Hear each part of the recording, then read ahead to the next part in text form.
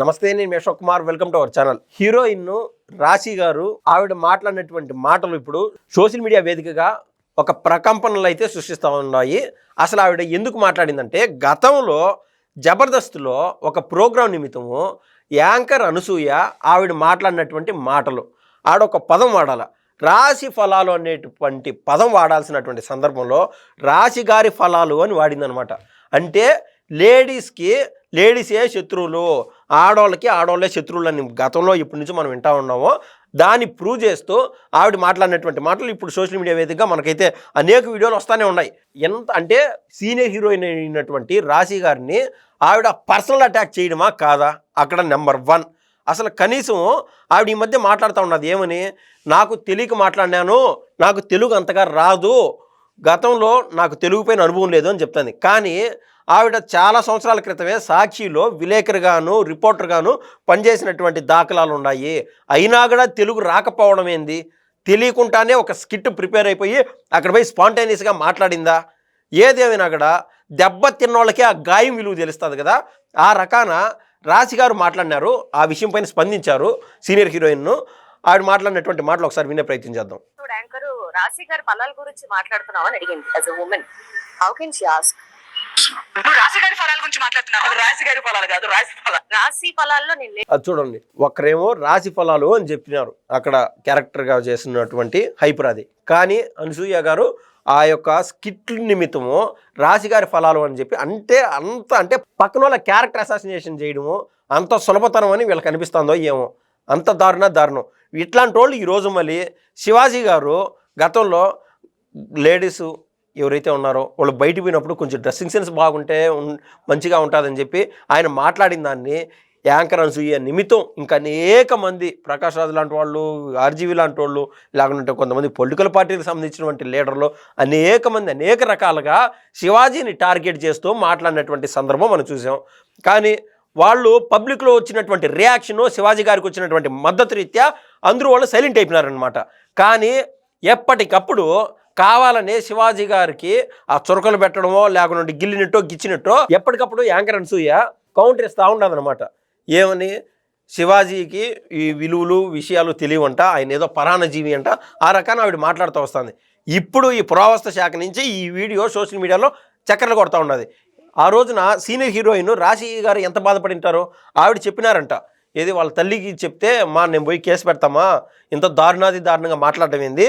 అక్కడ ఆ రోజు జబర్దస్త్ వేదికగా జడ్జి పొజిషన్లో ఉన్నటువంటి రోజా గారు వికటాటకాసం చేయడం ఏంది, ఆవిడికి తెలీదా అసలు జడ్జి అంటే ఏంది, మంచి చెడు అన్నీ గమనించి అసలు ఆ యొక్క జబర్దస్త్ అది పేల్తాందా లేదా, నవ్వులాటగా ఉండదా, నవ్వు తెప్పించే విధంగా ఉండదా, దాంట్లో అశ్లీలత అసభ్యత ఏదన్నా వస్తే ఓయా కొంచెం మార్చుకోండి అని మందలించాల్సింది పోయి, చెప్పాల్సింది పోయి ఆవిడ నవ్వుకోవడం. ఆ మాట చెప్పగానే రాశి ఫలాలు అనే పదజాలము, రాశిగారి ఫలాలు అని వచ్చి రాకముందే ఆవిడ నవ్వినటువంటి మాటలు. అంటే ఆవిడకి అసలు ఏమన్నా సెన్స్ లేదా, తెలుగు అర్థం కాదా రోజా గారికి? నాకు అర్థం కాల ఆ విషయం. అట్టాడిది ఆవిడికి మాత్రమే ఫ్యామిలీ ఉన్నట్టు, ఆవిడికి మాత్రమే కుటుంబ సభ్యులు ఉన్నట్టు, ఆవిడ వాళ్ళ కొడుకు గురించో వాళ్ళ కూతురు గురించో ఎవరో సోషల్ మీడియాలో ఒకనొక టైంలో అన్నారని, నా గురించి సోషల్ మీడియాలో అది పెడతా ఉంటే నా బిడ్డలు ఎంత బాధపడతారని చెప్పి ఆవిడ ఈ మధ్య ఏదో ఏడ్చినట్టు మనం చూస్తున్నాం. ఏది ఆవిడ సింపతి కోసం.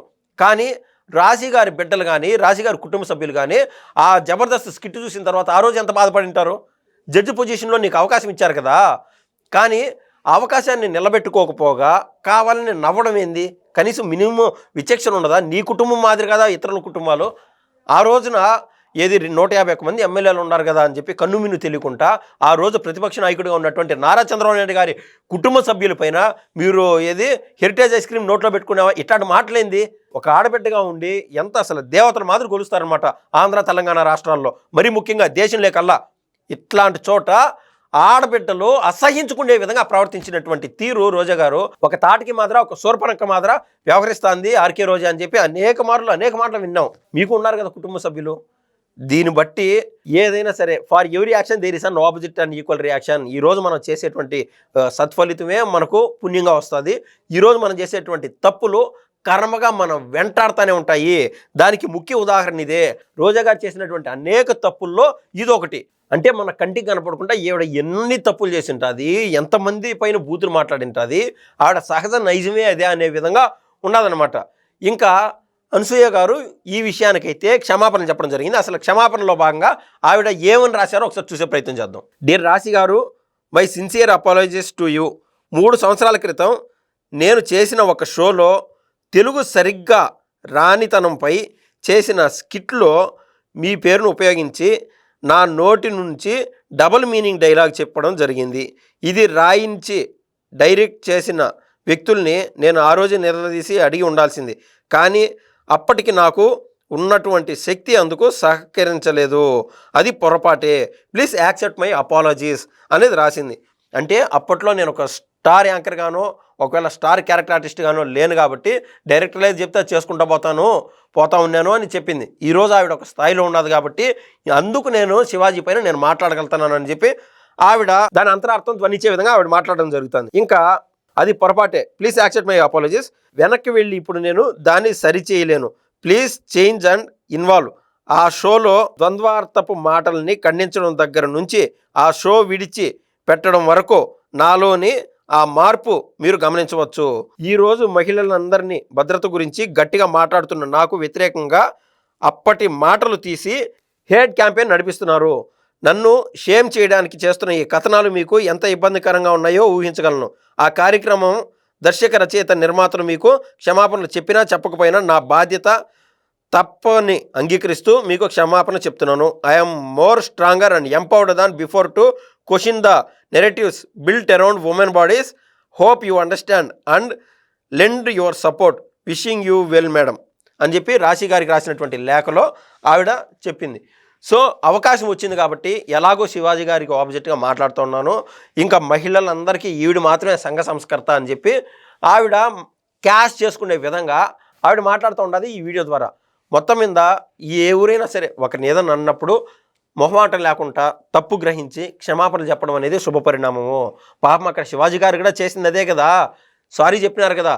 ఇప్పుడు రాశి గారు మీ పైన మళ్ళీ ఏదన్నా మాట్లాడితే ఆ రోజు మీకు కనీసం అంత వయసు ఉన్నది మీకు, ఆ రోజు అట్లాంటి మాటలు ఎట్లా మాట్లాడుతున్నావు, ఎలా మాట్లాడగలిగినావు అని రెండోసారి మళ్ళీ క్వశ్చన్ చేస్తే తట్టుకోగలుగుతారు. ఎవరన్నా ఒక మాట అన్నప్పుడు కావాలనే దాన్ని టార్గెట్ చేస్తే మనం సెంటర్ ఫిగర్ అయిపోతాము, నెంబర్ 1 అయిపోతాం అని చెప్పి ఆ విధంగా ఆలోచించకూడదని చెప్పి నేనైతే యాంకర్ అనసూయ గారికి అయితే నేనైతే సలహా ఇస్తున్నా. ధన్యవాదాలు.